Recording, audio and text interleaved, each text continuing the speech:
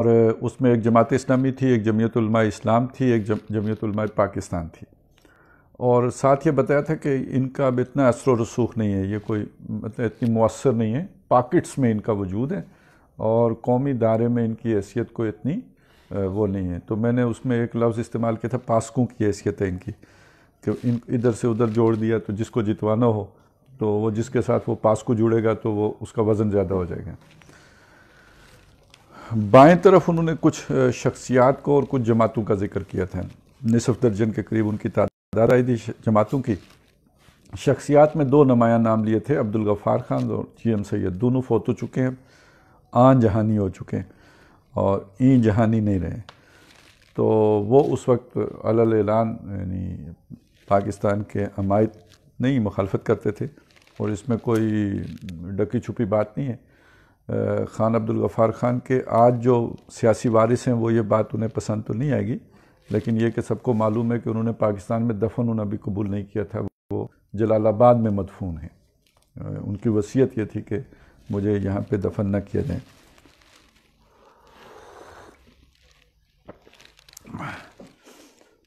لیکن یہ کہ یہ بھی بہرحال کوئی مؤثر ہونے کے باوجود پاکستانی سیاست کے اندر ان کا کوئی بہت زیادہ انفلوئنس نہیں تھا، یعنی ایک جسے کہتے ہیں نا سائیڈ لائن، حاشیہ، وہ یہاں پہ بھی حاشیہ ہی پہ رکھا ہے ہم نے، تو گویا وہ حاشیہ بردار جماعتیں ہی ہیں۔ وہ ہم نے پاسکو کا لفظ استعمال کیا تھا تو زیادہ مناسب لفظ جو ہے ادبی، وہ حاشیہ باری، آپ نے وہ سنا ہوگا کہ یعنی آپ کا کوئی مین رول تو نہیں ہے، حاشیے والا رول ہے۔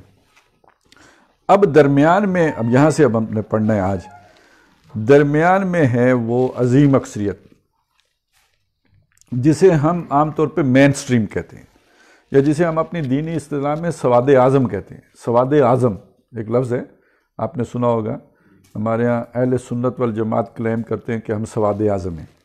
تو سواد اعظم کا معنی کیا ہوتا ہے؟ سواد، اسود کا لفظ سنا ہے نا، حجر اسود، کالا پتھر۔ سواد یعنی وہ جو بہت ساری کالکیں جو جمع ہو جائیں تو اعظم بھی اس کے ساتھ لگ گیا، تو مطلب یہ کہ بہت لوگ اکٹھے ہوں تو سب کے سر کالے ہوتے ہیں نا، تو گویا کالے سر ہی نظر آ رہے ہیں، تو سواد اعظم جم غفیر کہہ لیں، یا جسے ہم انگریزی میں مین سٹریم کہتے ہیں۔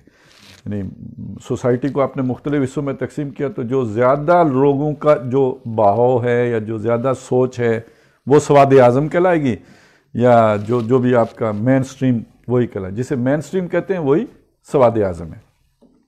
اور یعنی عظیم اکثریت لوگوں کی یا جماعتوں کی یا جو بھی ایک سوسائٹی کی، وہ اس درمیان میں فعال کرے گی۔ سائیڈ پہ، یہ دونوں سائیڈ لائنز پارٹیاں ہوگی نا، یہ جو دائیں بازو والے بھی ہیں اور بائیں بازو والے بھی، تو مین سٹریم یا عظیم اکثریت وہ ہے جو درمیان میں پائی جاتی ہے۔ یہ 1986 کا نقشہ ہے جو اوپر جو ڈاکٹر صاحب نے بیان کیا تھا، تو اس میں انہوں نے دو جماعتیں اس میں شامل کی تھیں، ایک تحریک استقلال اور دوسری پاکستان پیپلز پارٹی۔ تو آج ایک جو بندہ جس نے سیاسی شعور کی آنکھ جو ہے نا 2000 میں کھولی ہو، 1990 میں پیدا ہوا ہو، 10-12 سال کی عمر میں اسے کوئی سمجھ، تو اسے تو پتہ ہی نہیں ہوگا نا تحریک استقلال کیا چیز تھی۔ اور اسی طرح جو ہے آج کی پیپلز پارٹی اور وہ پیپلز پارٹی جو 1986 میں تھی، اس میں بھی بہت بڑا فرق واقع ہو چکا ہے۔ آج کی پیپلز پارٹی ایک علاقائی جماعت بن گئی ہے، سندھ کی جماعت رہ گئی ہے، پنجاب میں اس کا بہت معمولی اثر و رسوخ باقی رہا ہے، اور وہ بھی یعنی سیاسی اعتبار سے دیکھیں تو سائیڈ لائن پارٹی ہو گئی ہے پنجاب اور کے پی کے اور بلوچستان میں، کہ جو اصل اب وہ جو طاقت ہے وہ سندھ میں رہ گئی ہے۔ لیکن اس وقت جو ہے نا چاروں صوبوں میں اس پارٹی کی نمائندگی تھی، اسی لیے آپ نے ایک نعرہ کم از کم دیواروں پہ لکھا ہوا ضرور دیکھا ہوگا کہ چاروں صوبوں کی زنجیر بے نظیر، بے نظیر۔ تو یہ یعنی چاروں صوبوں کی پارٹی تھی۔ تو اب وہ والی پیپلز پارٹی بھی نہیں رہی ہے، اب اس کی جگہ پہ دوسری جماعتیں آ گئی ہیں، اسی لیے میں نے نیچے جو ہے نا، آپ اگر دیکھیں گے تو یہ نقشہ آپ کو بدلا ہوا نظر آئے گا، یہ آج کا نقشہ ہے۔ اب آپ دیکھیں تو جیم جیم جیم، وہ میں نے دونوں، وہ جمعیت علماء اسلام اور جماعت اسلامی اور جمعیت علماء پاکستان کو شارٹ کر کے جیم جیم جیم کر دیا ہے، لیکن یہ کہ آپ اس میں کچھ اور جماعتوں کو بھی شامل کر لی جو آج یہاں پہ فٹ آتی ہیں۔ اچھا، اس میں ایک بڑی عجیب بات یہ ہے کہ جمعیت علماء پاکستان کی بھی اب وہ حیثیت نہیں، جتنی تھی اس وقت وہ بھی نہیں رہی ہے، کہ اس وقت وہ بڑی مضبوط شخصیت تھی شاہ احمد نورانی کی، تو یہ متحد تھی.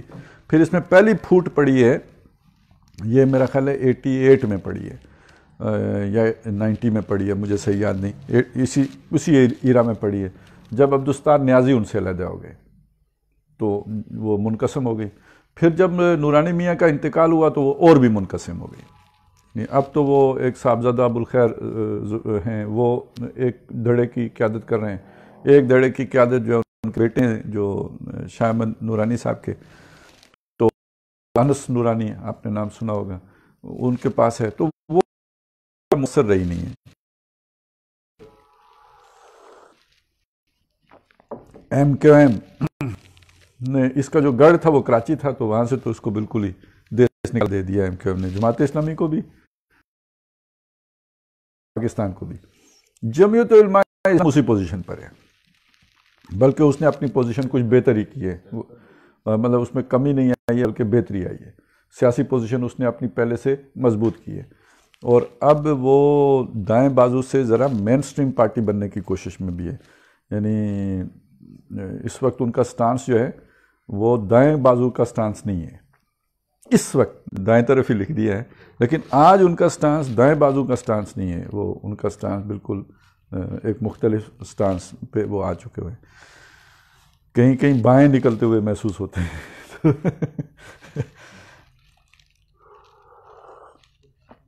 ادھر آپ دیکھیں گے تو وہ جو ادھر اس وقت مسلم لیگ کا نام ہی نہیں تھا 1986 میں، آج آپ مسلم لیگ ایک طاقتور جماعت کے طور پر آپ کو نظر آئے گی، اگرچہ کہ اس کی زیادہ طاقت کا زور پنجاب میں ہے، کچھ کے پی کے میں ہے، باقی بلوچستان میں نہ ہونے کے برابر ہے، اور سندھ میں کوئی ایسی مؤثر رول مسلم لیگ نون کا نہیں ہے.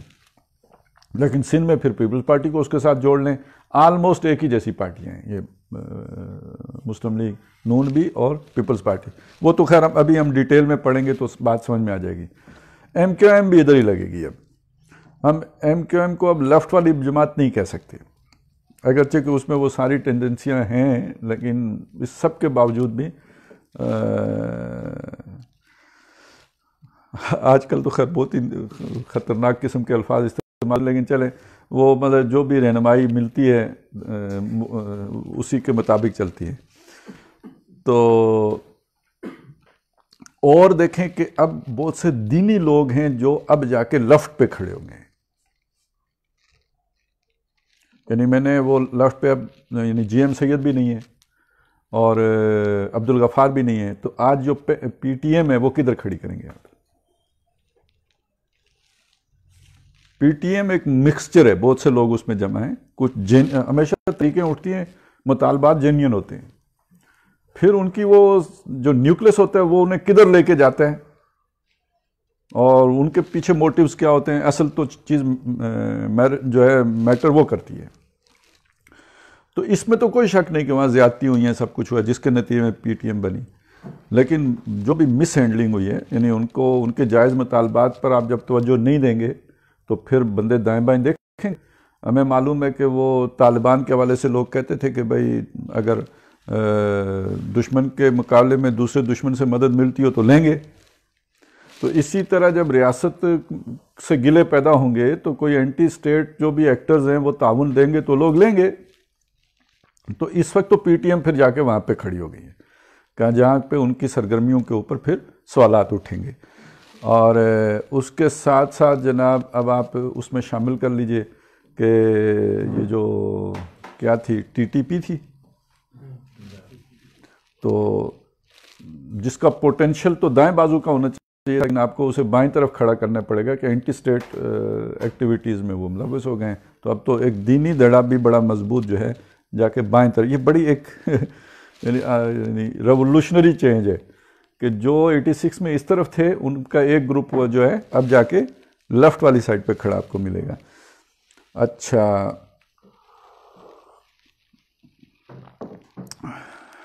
اب اس میں اور آپ کیا شامل کر سکتے ہیں؟ بہرحال جماعتیں بحیثیت جماعت نہیں، لیکن ہر جماعت میں ایسے عناصر ہیں اب کہ جو ٹینڈنسی رکھتے ہیں لیفٹ کی طرف جانے کی،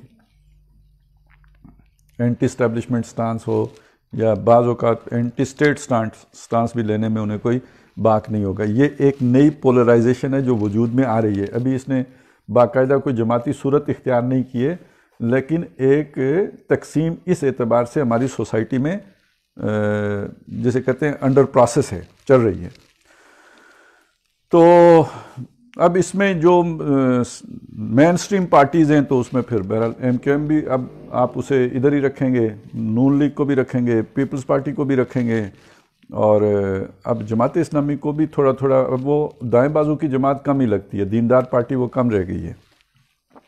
ابھی لیاقت بلوچ صاحب نے ایک چیلم منوانے کی اپیل کی ہے سب کو کہ آپ جناب چیلم میں شرکت کریں، تو وہ اب زیادہ تر مطلب ایک قومی سیاسی جماعت ہی بن کے رہ گئی ہے،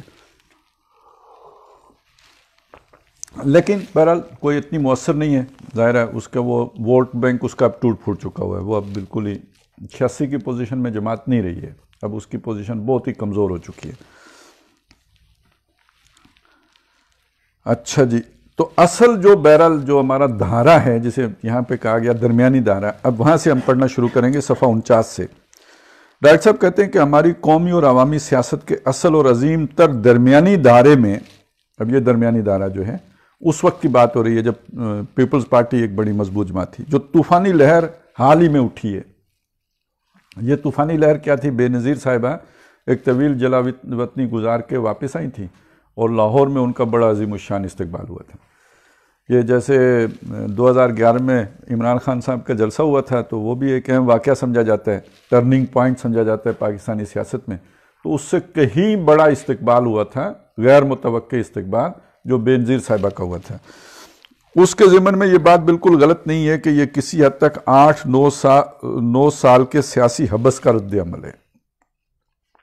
مارشل لا لگے ہوئے 77 میں لگا مارشل لا 5 جولائی کو، تو یہ 86 کی بات ہے، تو جو 8-9 سال میں کوئی سیاسی ایکٹیویٹی نہیں ہوئی، تو پھر دل کرتا ہے نا ہر کسی کو، تو وہ یعنی ایک وہ جو حبس تھا یہ اس کے رد عمل ہے۔ اور اس بات میں بھی یقیناً کچھ نہ کچھ صداقت موجود ہے کہ حالیہ طوفانی کیفیت زیادہ دیر برقرار نہیں رہ سکتی، گویا چڑھی ہے یہ آندھی اتر جائے گی۔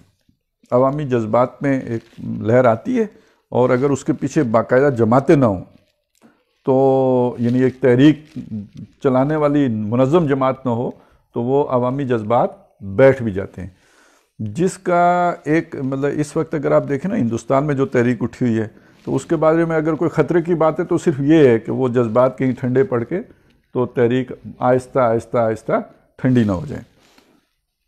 لیکن اس قسم کے جملہ عوامل کا حصہ منہا کرنے کے بعد بھی اس کیفیت کی اہمیت ہرگز کم نہیں ہوتی، اور اس امر کی شدید ضرورت ہے کہ اس کا حقیقت پسندانہ تجزیہ کیا جائے کہ اس کے اصل عوامل کیا ہیں، اجزائے ترکیبی کیا ہیں، اور اس کے ضمن میں ملک و ملت کے مخلصوں اور بئی خواہوں کا طرز عمل کیا ہونا چاہیے۔ کہ اصل میں یہ جملہ نہیں سمجھ میں آئے گا جب تک ہم یہ نہ دیکھیں کہ اس وقت بے نظیر بھٹو کو کس نظر سے دیکھا جاتا تھا۔ سیکیورٹی رسک، یعنی غدار کہنے کی جگہ آپ اگر کوئی ہلکا لفظ استعمال کریں تو کیا کریں گے جی؟ Security risk.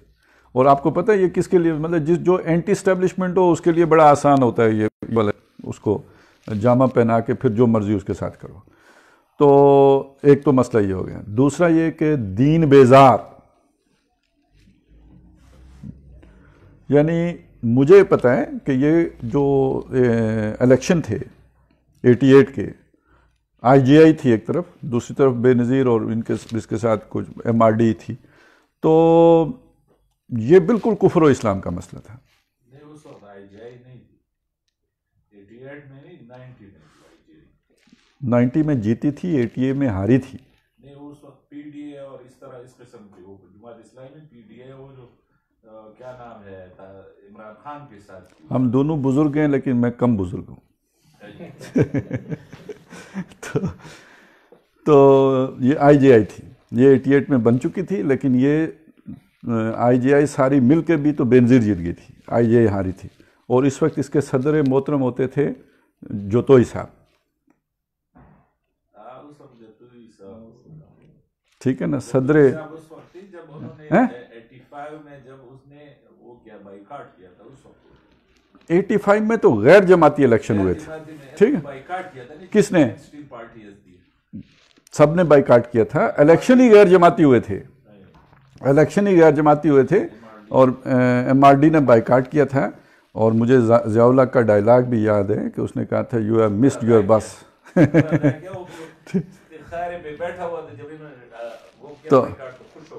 تو یہ 85 کی بات ہے. 88 میں ضیاء الحق مر گیا, 17 اگست 1988 میں 88 میں ضیاء الحق مر گیا اور جہاز پٹ گیا. اور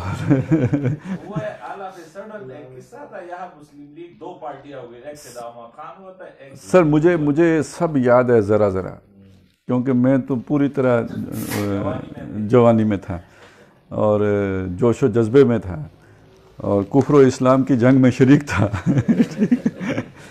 اور اس میں یہ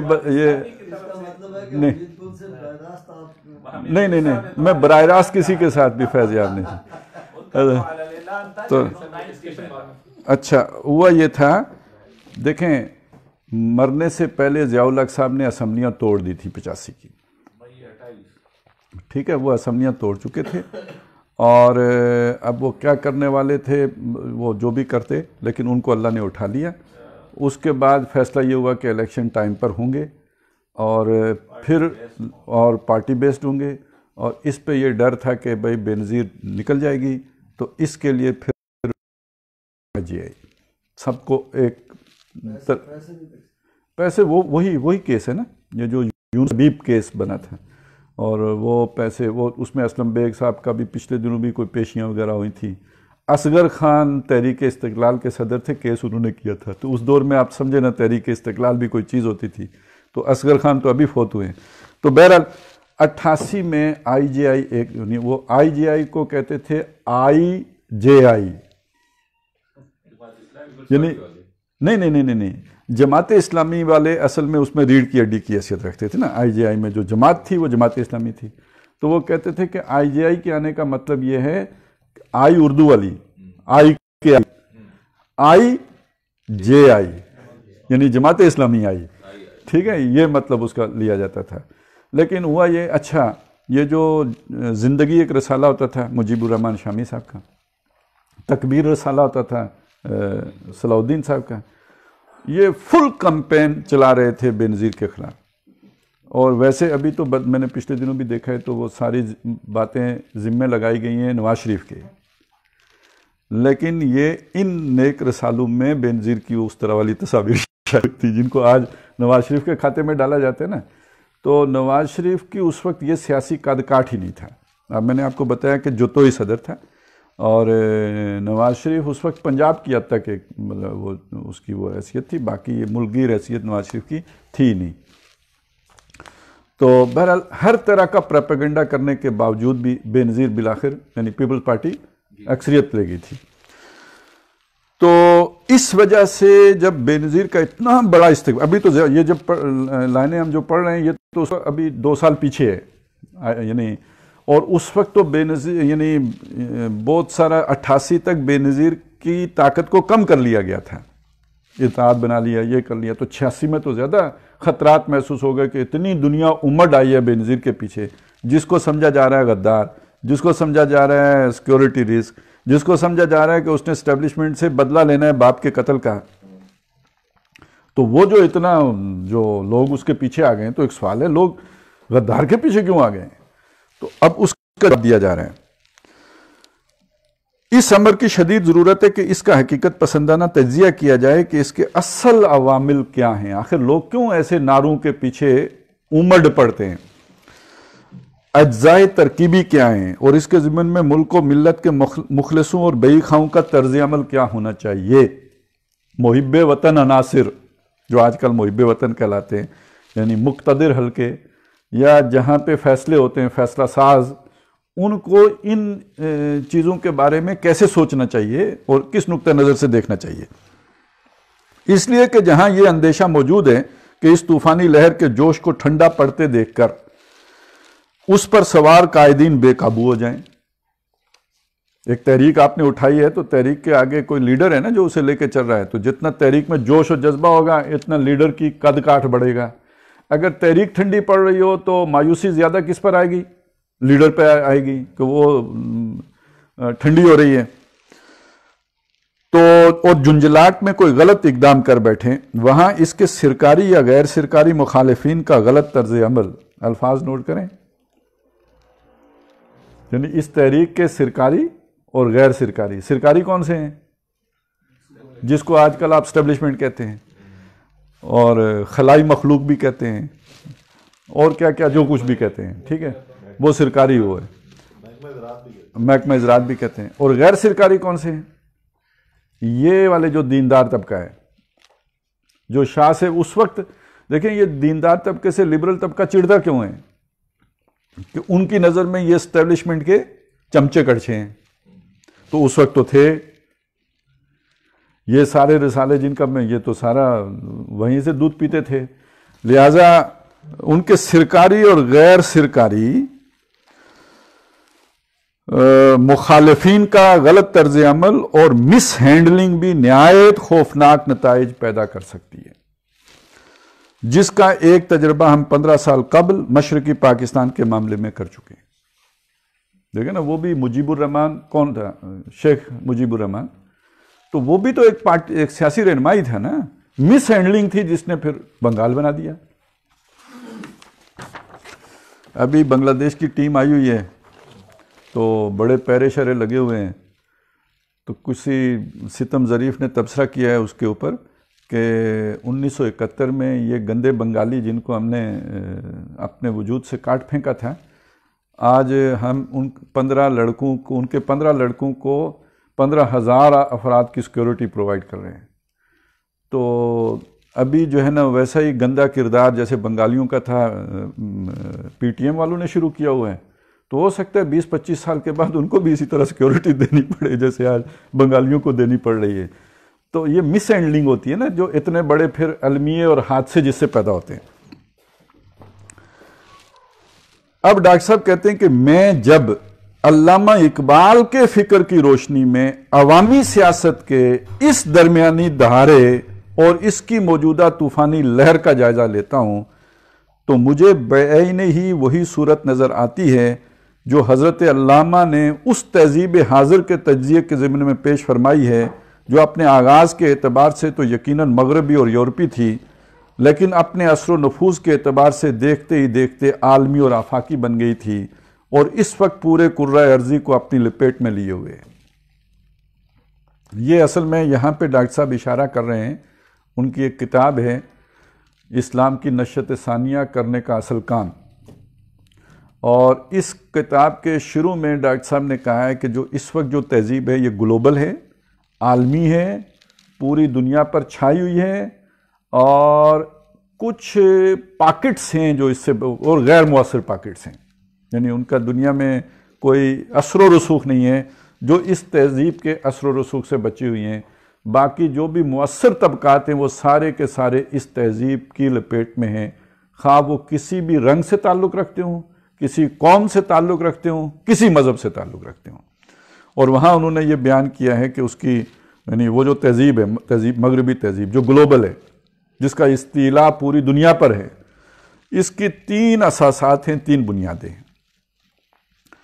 خدا کی جگہ اس کا سارا زور کائنات کی معرفت پر ہے، اس کی پہچان اور اس کی تلاش میں ہے۔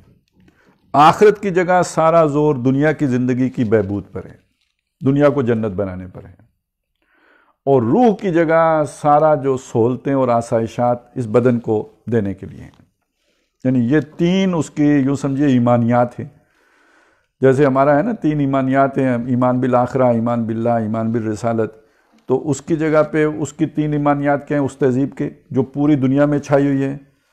دنیا کو جنت بناؤ، کائنات کو جانچو پرکھو، اس پہ پی ایچ ڈیاں کرو، اور نمبر 3 یہ کہ سہولت اور آسائش جسم کو پہنچاؤ۔ روح مرتی ہے اس سے کوئی غرض نہیں ہے، لیکن یہ کہ جسم کے لیے وہ حوریں نظر آنی چاہیے ادھر، باقی بعد میں دیکھیں گے۔ تو یہ وہ تہذیب ہے جو گلوبل ہے، یہ پوری دنیا میں چھائی ہوئی ہے. تو اس وہاں پہ ڈاکٹر صاحب یہ کہتے ہیں کہ اس کے تو ماتھے کے اوپر کاف فا را لکھا ہوا ہے. جو گلوبل تہذیب ہے اس کے ماتھے کے اوپر کاف فا را لکھا ہوا ہے، کفر ہے. وہ جیسے دجال کے ماتھے کے اوپر کاف فا را لکھا ہوگا. تو آفاقی بن گئی تھی، اور اس وقت پورے کرہ ارضی کو اپنے لپیٹ میں لیے ہوئے، پورے کرہ ارضی کو اپنے، یعنی یہ اس پوری کتاب کا ایک خلاصہ ہے جو یہاں پہ آ گیا. اور جس کی خودکشی کی خبر بھی علامہ مرحوم نے اب سے لگ بھگ پون صدی قبل دی تھی کہ دیار مغرب کے رہنے والوں، خدا کی بستی دکان نہیں ہے، کھرا جسے تم سمجھ رہے ہو وہ اب ذرے کم عیار ہوگا. تمہاری تہذیب اپنے خنجر سے آپ خودکشی کرے گی، جو شاخ نازک پہ آشیانہ بنے گا ناپائیدار ہوگا. اہل نظر جانتے ہیں کہ حضرت علامہ کے نزدیک اس تہذیب کے اصل اجزائے ترکیبی دو ہیں. اب یہ جو یہاں سے بحث شروع ہو رہی ہے یہ بہت ہی اہم بحث ہے، اور یہ بحث ڈاکٹر صاحب کے اس مضمون کو بھی مزید نکھار دیتی ہے جس کا میں حوالہ دے چکا ہوں. وہ مضمون اپنی جگہ پہ بہت اہم مضمون ہے. یہ ثاقب صاحب کدھر چلے گئے؟ بلائیں.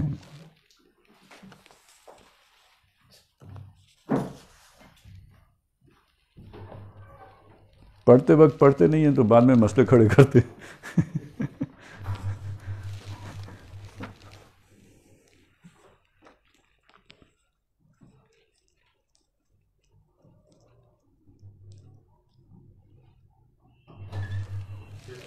سر جی بیٹھے ہیں.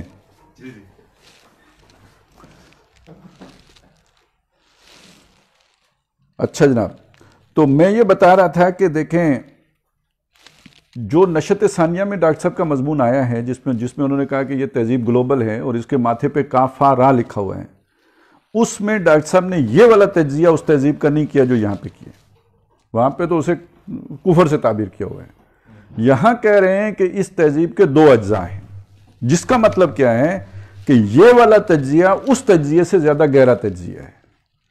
جس کا مطلب یہ ہے کہ اس تجزیے میں جو بات آئی تھی وہ اس تہذیب کے ایک جزء کے متعلق آئی تھی، اس کا دوسرا جزء وہاں پہ زیر بحث ہی نہیں آیا تھا، وہ یہاں پہ زیر بحث آ رہا ہے.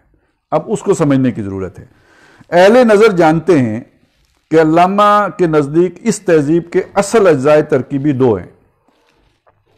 ایک اس کی اصل ریڑھ کی ہڈی ہے جس کی صلابت اس کے قیام و بقا کی اصل اساس ہے.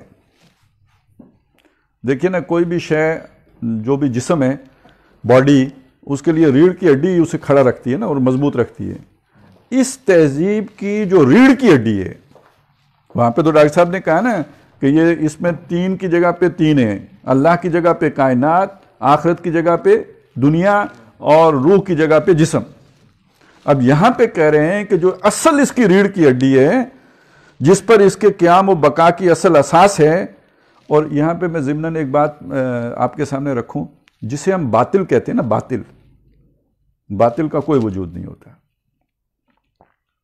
باطل تو کہتے ہی اس کے ہیں جس کا وجود نہ ہو.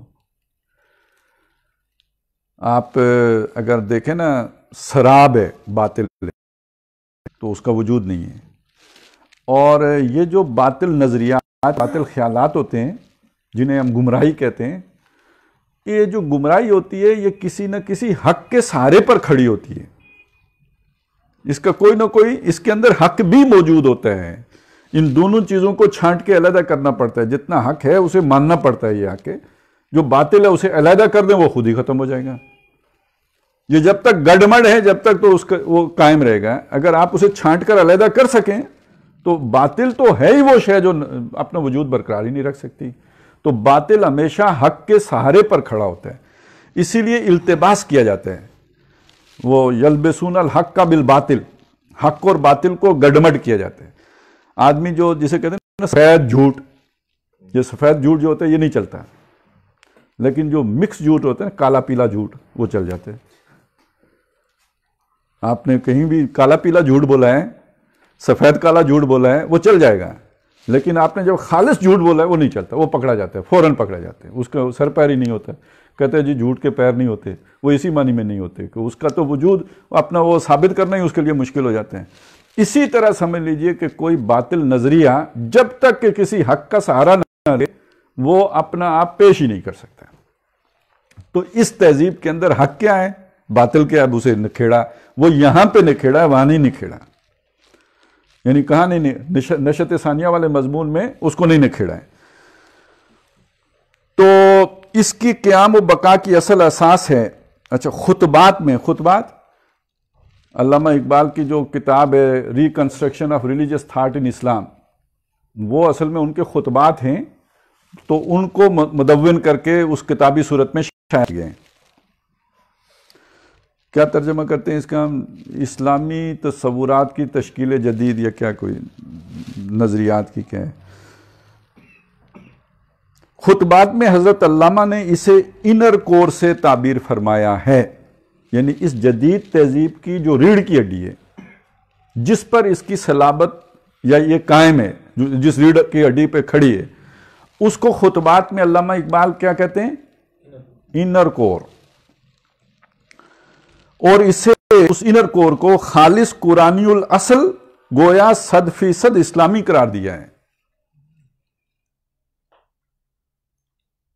یعنی وہ تہذیب جس کے ماتھے پر نشت ثانیہ میں ڈاکٹر صاحب کہتے ہیں کاف فا را لکھا ہوا ہے، وہ جس ریڑھ کی ہڈی پر کھڑی ہے، اس کو علامہ اقبال کہہ رہے ہیں کہ یہ قرآنی ریڑھ کی ہڈی ہے جس کے اوپر یہ کفر کھڑا ہے۔ تو اب وہ اس کے لیے وہ اگر اتنا بڑا دعویٰ کیا ہے تو کس بنیاد پہ کیا ہے؟ اب اس کے دلائل شروع ہو رہے ہیں، یعنی الفاظ قرآنی وَلَا تَقْفُ مَا لَيْسَ لَكَ بِهِ علم، وَلَا تَقْفُ، اچھا یہ گھڑی کھڑی ہے تو مجھے کیسے پتہ چلے گا؟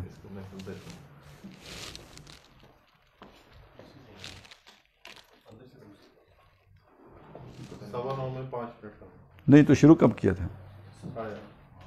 8:30 شروع کیا تھا، 8:40 پہ 10 منٹ اور کھا رہے ہیں، چلیں اب کچھ کر لیں گے۔ مجھے نا 8:40 پہ نہیں تو مجھے آپ 9:30 پہ یاد کریں، مطلب اشارہ کر دیں۔ وَلَا تَقْفُ مَا لَيْسَ لَكَ بِهِ علم، لفظی ترجمہ ہے کھڑے نہ ہو، اور یہ کہ اصل معنی ہے موقف نہ بناؤ، اپنا کوئی بھی آپ سٹانس نہ لو ایسا جس کے لیے آپ کے پاس علم نہ ہو، لیس لک بہ علم۔ اچھا یہاں کس علم کی بات کی گئی ہے؟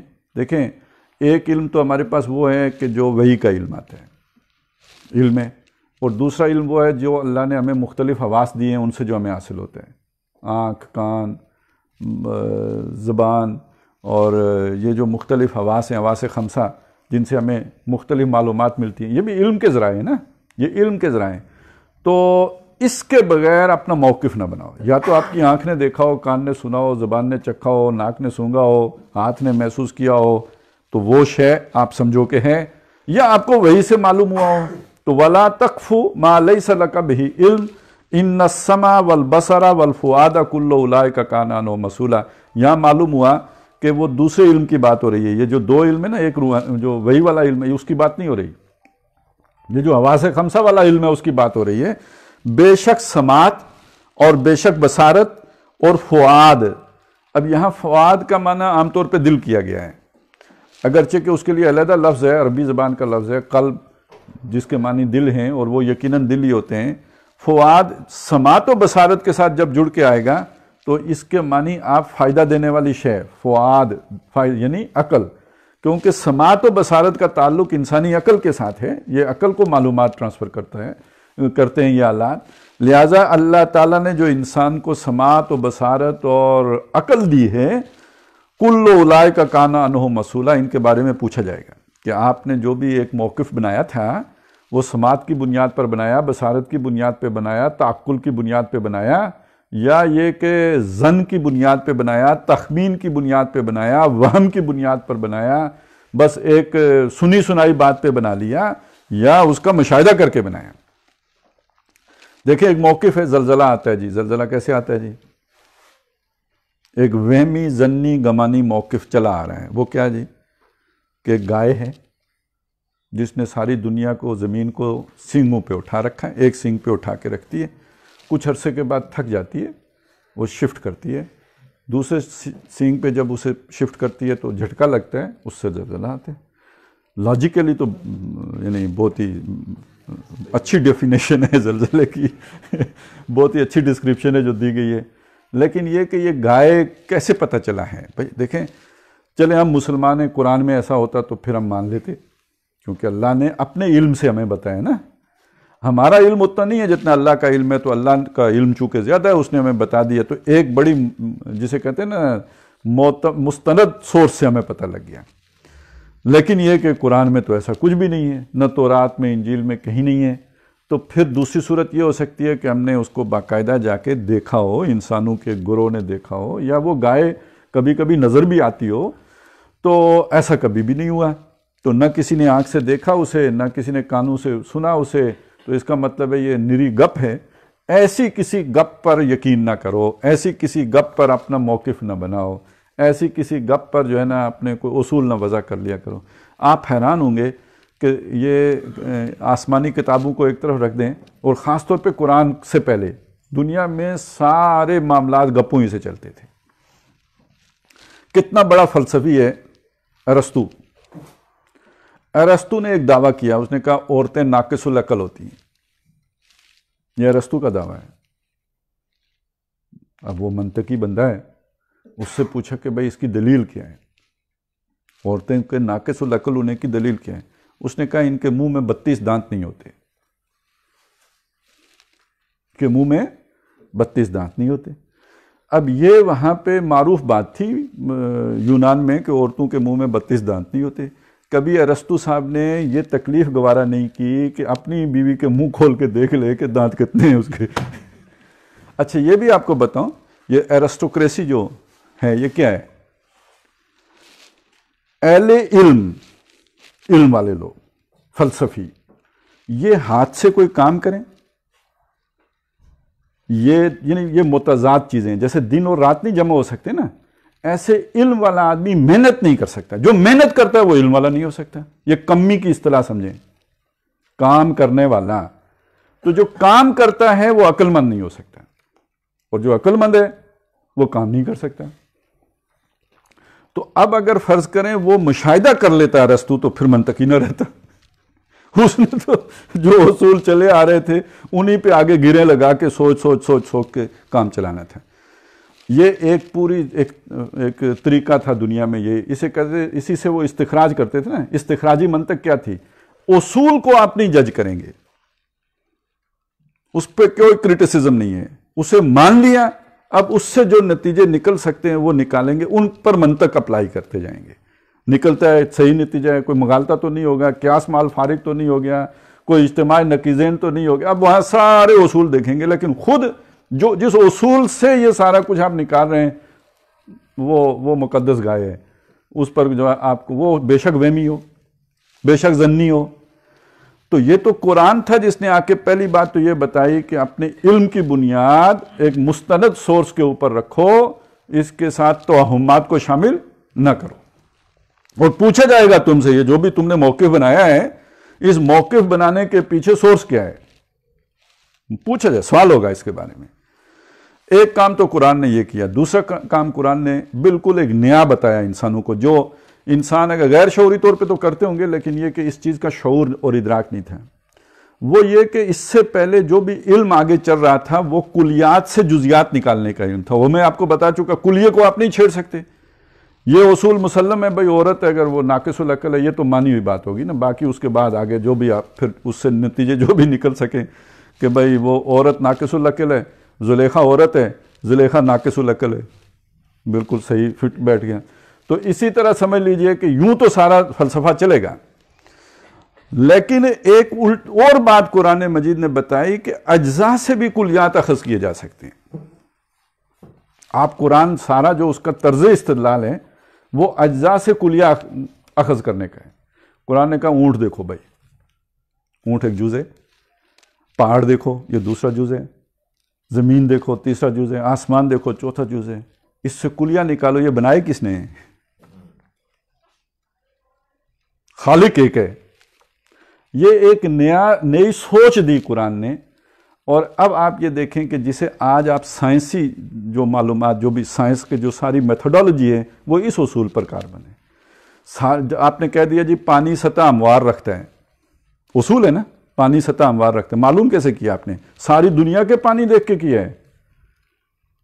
آپ نے 4 پانی دیکھے، مشاہدہ کیا، آپ نے اصول نکال لیا، پانی سطح ہموار رکھتے ہیں۔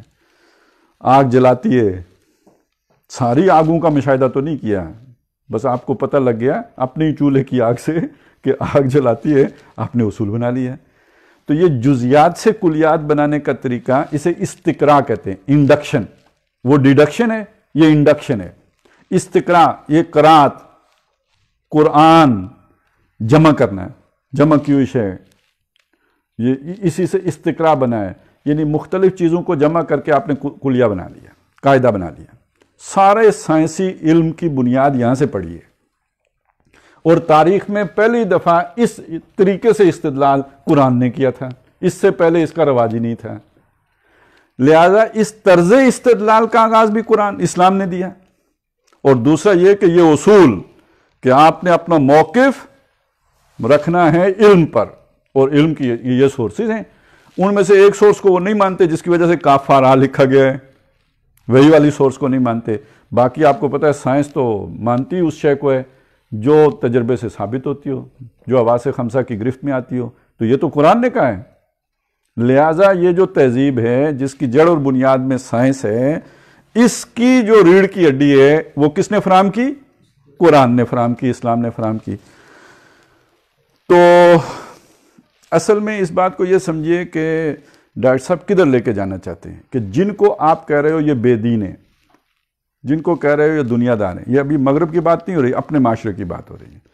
یہاں بھی لبرلز موجود ہیں نا، یہاں بھی گمراہ لوگ جن کو بے نظیر گمراہ، اس کے ماننے والے گمراہ، آج پی ٹی ایم گمراہ، اس کے ماننے والے گمراہ، ایم کیو ایم گمراہ، اس کے ماننے والے گمراہ۔ یہ وہ میں نے شروع یہاں سے کیا تھا، کفر و اسلام کی جنگ تھی نا۔ تو بتایا جا رہا ہے کہ یہ اسی تہذیب جو گلوبل تہذیب ہے، یہ اسی کا جو بروز اور ظہور ہے جو یہاں پہ بھی ہو رہا ہے۔ لیکن یہ معلوم ہونا چاہیے کہ اس تہذیب کی بھی جو ریڑھ کی ہڈی ہے وہ قرآنی ہے اور اسلامی ہے، کے مطابق یہ طرز اور روش کو اپنے موقف کی بنیاد نہ توہمات پر قائم کی جائے، نہ نرے ہوائی تخیلات پر، بلکہ مشاہدات اور تجربات اور ان پر مبنی ٹھوس استدلال پر قائم کی جائے۔ یہاں تک جو ہم نے پڑھا ہے نا، آپ اپنے سامنے جتنے بھی آپ کے جو لیفٹسٹ دانشور ہیں یا انٹلیکچولز ہیں یا پرویز ہود بھائی ہیں یا جو بھی ہیں، آپ ان سب کو ذرا نگاہوں میں لائیے، یہ سارے اس پہ پورے اترتے ہیں یا نہیں اترتے؟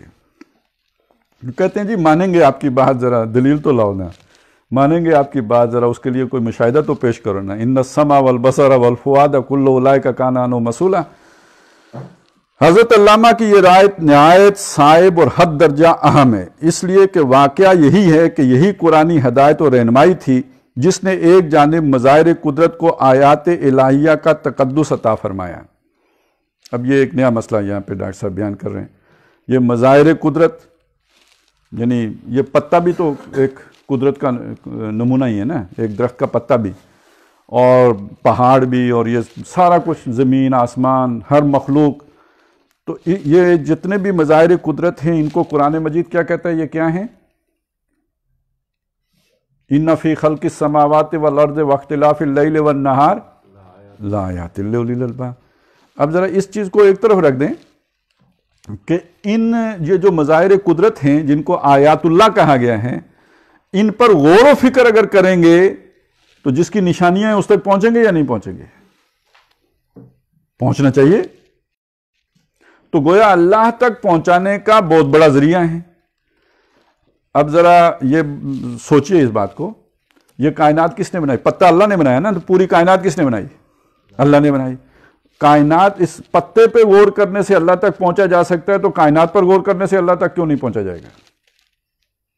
یہ خلاقی، یہ صناعی، یہ وہ جو بندہ جڑ پہ پی ایچ ڈی کر کے آئے گا یا پتے پہ پی ایچ ڈی کر کے آئے گا تو اسے جتنا کچھ معلوم ہوگا کہ اللہ نے کتنا بڑا کارخانہ بنایا ہے، ہمارے لیے تو پتا ہے، مولوی صاحب کے لیے پتا ہے، جس نے پتوں پہ پی ایچ ڈی کی ہے اس کے لیے پتا پورا ایک کارخانہ ہے. تو کسی وہ جانتا ہوگا کہ اللہ نے یہ کیا بنایا ہے. تو قدرت کو آیات الہیہ کا تقدس عطا فرمایا اور انسان کو کتاب فطرت کے سائنٹیفک مطالعے اور مشاہدے کی جانب متوجہ کیا. کھول آنکھ، زمین دیکھ، فلک دیکھ، فضا دیکھ، مشرق سے ابھرتے ہوئے سورج کو ذرا دیکھ. افلا ينظرون الى الابل كيف خلقت والى السماء كيف رفعت والى الجبال كيف نصبت. دیکھنا، کائنات پر غور کرو نا. الذين يذكرون الله قياما وقعودا وعلى جنوبهم ويتفكرون في خلق السماوات والارض. تو یہ تو سارا پھر سائنٹیفک نالج جو ہے اسی غور و فکر کا نتیجہ ہے نا، اور غور و فکر پر آمادہ کرتا ہے.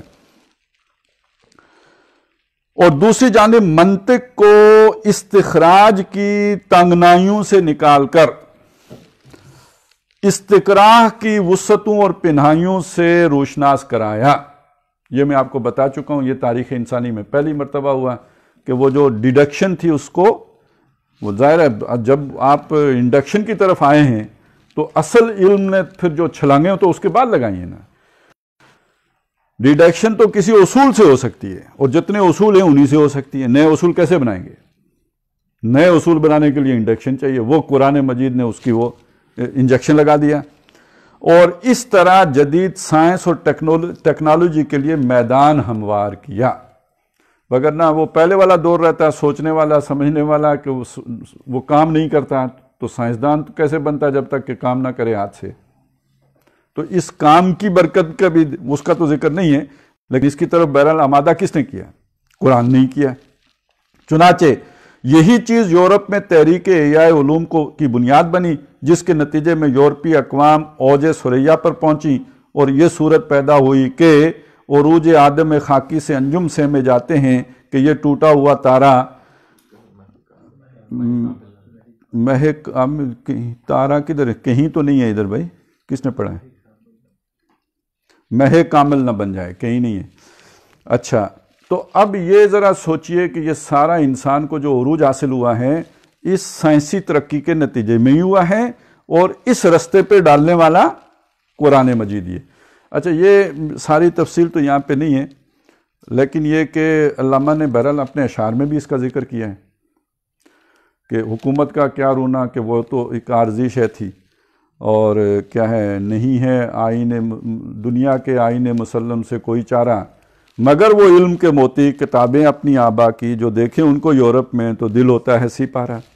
یہ وہ کیسے یورپ میں پہنچ گیا بھائی؟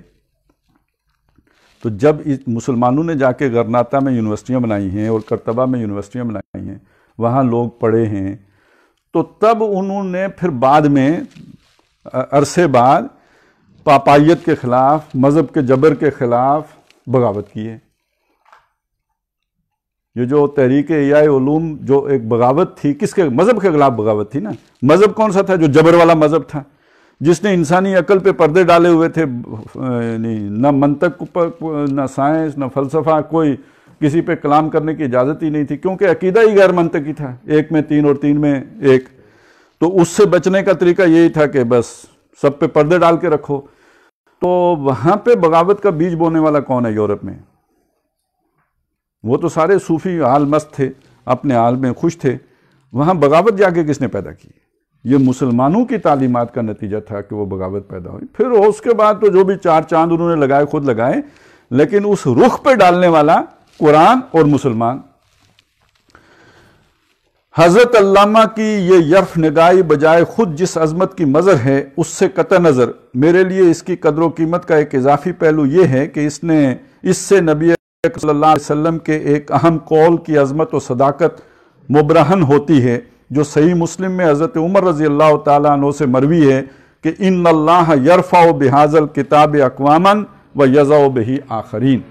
دیکھیے اللہ کے نبی صلی اللہ علیہ وسلم، یہ حضرت عمر رضی اللہ تعالیٰ عنہ کا یہ قول ہے کہ بے شک اللہ تعالیٰ اس کتاب کے ذریعے سے قوموں کو عروج دے گا، اور اسے چھوڑنے کے نتیجے میں اللہ تعالیٰ ذلیل و خوار بھی کرے گا. اب عروج و زوال وابستہ ہیں اس کتاب کے ساتھ. اگر مغربی اقوام کو عروج ملا ہے تو اس میں اس کتاب کا کوئی نہ کوئی تو دخل ہوگا نا، اس کے بغیر تو عروج نہیں ہو سکتا. وہ اس کے پیچھے یہ اصول کار فرما ہے، وَلَا تَقْفُ مَا لَيْسَ لَكَ بِهِ عِلْم إِنَّ السَّمْعَ وَالْبَصَرَ وَالْفُؤَادَ كُلُّ أُولَٰئِكَ كَانَ عَنْهُ مسئولا۔ تو گویا ان کی عروج و ترقی کے پیچھے بھی کتاب ہی، قرآن مجید ہی کا عمل دخل ہے۔ اب اللہ تعالیٰ اسی کتاب یعنی قرآن کے ذریعے قوموں کو ابھارے گا اور اسی کے ترک کرنے کے باعث قوموں کو گرائے گا۔ گویا مغربی تہذیب جو ابھری تو یقیناً قرآن ہی کی ہدایت و رہنمائی کے ایک اہم جز کے سہارے ابھری، اور مسلمان گرے تو اسی سبب سے گرے کہ انہوں نے قرآن کی اس ہدایت سے یورپ کو روشناس کرانے کے بعد خود اسے ترک کر دیا۔ گویا وہ زمانے میں معزز تھے مسلمان ہو کر، اور تم خار ہوئے تارک قرآن ہو کر، اور خار از مہجوری قرآن شدی، شکوہ سنج گردش دوران شدی، اچوں شبنم بر زمیں افتندائی، در بغل داری کتاب زندائی۔ یعنی یہ جو تم مسلمانوں خوار ہو، ذلیل ہو یا رسوا ہو، تو یہ قرآن مجید سے دوری اور ہجرت اور مہجور ہونے کی وجہ سے ہو، اور یہ تو بہانے بنا رہے ہو کہ دنیا آگے نکل گئی، ہم پیچھے رہ گئے، اور یہ کہ آج جو تم شبنم کی طرح زمین پر پڑے ہوئے ہو، لوگ تمہیں پاؤں تلے مسل رہے ہیں، تمہاری بغل میں آج بھی زندہ کتاب موجود ہے جو تمہیں عروج دے سکتی ہے۔ یہ ایک ضمنی بات آ گئی۔ تو پہلی بات جو آئی ہے ہمارے سامنے وہ یہ ہے کہ اس تہذیب کی جو ریڑھ کی ہڈی ہے وہ اس قرآنی اصول پر استوار ہے کہ وَلَا تَقْفُ مَا لَيْسَ لَكَ بِهِ عِلْم إِنَّ السَّمْعَ وَالْبَصَرَ وَالْفُؤَادَ كُلُّ أُولَٰئِكَ كَانَ عَنْهُ مسئولا۔ اچھا جی، اب اس کا یہ ایک جز ہے، اس کی یہ ریڑھ کی ہڈی ہے۔ ایک اب اس کی باڈی ہے جو نظر آتی ہے، جو اس کا ظاہر ہے۔ کہتے ہیں تہذیب حاضر کا دوسرا جز اس کے کچھ خارجی مظاہر ہیں، خارجی مظاہر ہیں جو نظر آتے ہیں، جنہیں خطبات میں تو حضرت علامہ نے صرف ایک لفظ ڈیزلنگ ایکسٹیریئر سے تعبیر فرمایا ہے، لیکن اشعار اقبال کے تتبع سے معلوم ہوتا ہے کہ ان مظاہر خارجی کے بھی دو رخ ہیں، جنہیں کہیں تو حضرت علامہ چہرہ روشن اندرون چنگیز سے تاریک تر، اب دیکھیں یہ اقبال کے شعر ہے نا، چہرہ روشن اندرون چنگیز سے تاریک تر، ادھر کہہ رہے ہیں کہ اس کی ریڑھ کی ہڈی قرآنی ہے، تو یہ اندروں پھر وہ قرآنی شے کو تو چنگیز سے تاریک تر نہیں کہہ سکتے نا، یہ اس ڈیزلنگ ایکسٹیریئر ہی کا اندروں ہے جو چنگیز سے تاریک تر ہے کہ الفاظ سے تعبیر فرماتے ہیں۔ کہیں ان کی نشاندہی طب مغرب کے مزے میٹھے اثر خواب آوری جیسے الفاظ کے ذریعے کرتے ہیں۔ ٹیکہ بڑا اچھا ہوتا ہے لیکن اثر میں حوریں نظر آتی ہیں، اور اس ضمن میں غالباً سب سے زیادہ بھرپور انداز یہ ہے کہ نظر کو خیرہ، دیکھیں وہ نظر آ گئی ہیں نظر کو خیرہ کرتی ہے چمک تہذیب حاضر کی، یہ سنائی مگر جھوٹے نگوں کی ریزہ کاری ہے۔ ریڑھ کی ہڈی جھوٹی نہیں ہے، وہ ایک علیحدہ ہے، اس کو وہ بیان کر چکے، وہ قرآنی ہے، لیکن جو اس کا ڈیزلنگ ایکسٹیریئر ہے، جو اس کی باڈی ہے، جو اس کے مظاہر ہیں، اس کے بھی دو رخ ہیں، اور ایک رخ وہ ہے جو روشن ہے، جو چمکتا ہے، جو دمکتا ہے، جو اپیل کرتا ہے، اٹریکٹ کرتا ہے، کشش ہے اس کے اندر، لیکن اس کو ذرا قرید کے دیکھیں، کھول کے دیکھیں، اس کے اندر آلائش ہے، گندگی ہے، اس کے اندر وہ جو ہے نا نجاست ہے۔ تہذیب حاضر کے ان بظاہر حسین و خوشنما اور دلکش و مرعوب کن مظاہر خارجی میں سے مثلا ایک حریت فکر ہے۔ اب یہ نوٹ کیجئے گا، حریت فکر کیا مطلب؟ اسی فکر کی آزادی، سوچنے کی آزادی، بولنے کی آزادی، حریت فکر ہے، جس کے پردے میں اب یہ ظاہر چہرہ روشن کیا ہے؟ حریت فکر، اس کے پردے میں کیا ہے؟ یا باضابطہ کفر و الحاد ہے۔ حریت فکر جاتا ہے پھر لبرلزم تک، سمجھ آ گئی نا؟ میں جو چاہوں بولوں، میں چاہوں تو پیغمبر کو گالی دے دوں، میں چاہوں تو مذہب کے چھتڑے اڑا دوں، ٹھیک ہے؟ تو حریت فکر چہرہ روشن ہے، جو اس کی تاریک تر جو شے پھر اس سے نکلتی ہے وہ یہ کہ پھر کوئی بچتا ہی نہیں اس سے، اس کا اس طرح جیسے بندر کے ہاتھ میں آ گیا تو پھر اب چلے گا وہ ہر طرف۔ ایک حریت فکر ہے جس کے پردے میں یا باضابطہ کفر و الحاد ہے، یا لا ادریت و ارتیابیت، یعنی کفر و الحاد ہوگا، یہ جو بھی مادی چیزیں ان میں جو ہمارے زندگی گزارنے سے متعلق چیزیں ہیں، اس سے پیچھے چلے جائیں نا عقائد کی سطح پہ، تو کیا ہوگا اس میں؟ یا تو تشکیک نکلے گی، شک. مثلا کوئی بھی سیاسی نظریہ ہو، آپ کو کیا معلوم یہ ٹھیک، آپ نے ایک نظریہ دیا ہے نا، کیا پتہ ٹھیک ہے کہ غلط ہے، ہو سکتا ہے ٹھیک ہے، ہو سکتا ہے غلط ہو. عقل کا تقاضا تو یہی ہے نا، یہی بات کریں گے نا، عقل مندی کی بات یہی ہے. ہو سکتا ہے ٹھیک ہے، فائدہ مند ہو، فائدہ ہو جائے، ہو سکتا ہے جو نقصان ہو جائے، غلط نکل آئے. تو اس کو کیا، یہ یقین کی کیفیت تو نہیں ہے نا، یہ شک کی کیفیت ہے. یا بندہ زیادہ ہی سوچ لے تو پھر کہے گا یار مینوں کی پتا، میں کی جانا، میں کون. سمجھ آئیے؟ یعنی اس عقل پر اگر آپ ٹوٹلی ڈیپینڈنٹ ہو جائیں تو یہ عقل آپ کو جس جگہ جس منزل تک پہنچائے گی یا تو تشکیک کی منزل ہوگی، شک کی. یہ خود عقل کا تقاضا ہے. آپ اگر ریجڈ ہو جائیں تو آپ عقل مند نہیں ہیں.